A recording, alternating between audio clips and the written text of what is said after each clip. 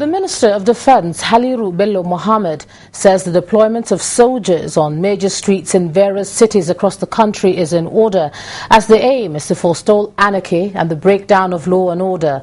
Dr. Mohammed told journalists in Abuja that security reports indicate that there is an attempt to hijack the protests for selfish reasons which are not related to labour's agitations. He says the military and other security agencies will remain on the streets until the situation returns to normal. It is our responsibility to forestall anarchy and disorder, especially when it is not related to the labour protest. And the best way to do it is to forestall it and prevent it, not to wait until it happens and react to it.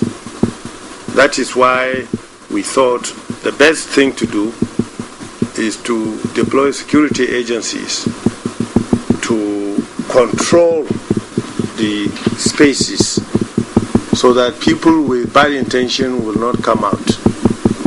So the deployment of police in particular, the military is only there to back up the police. We are not fighting a war, so the military are not deployed as a force. It is standby to back up the police. As soon as the situation is brought back to normal, the security agencies will be withdrawn from the streets and they will go back to their routine duties.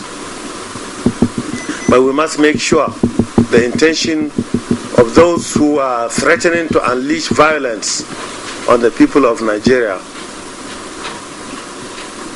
are controlled before we take the risk of withdrawing security services.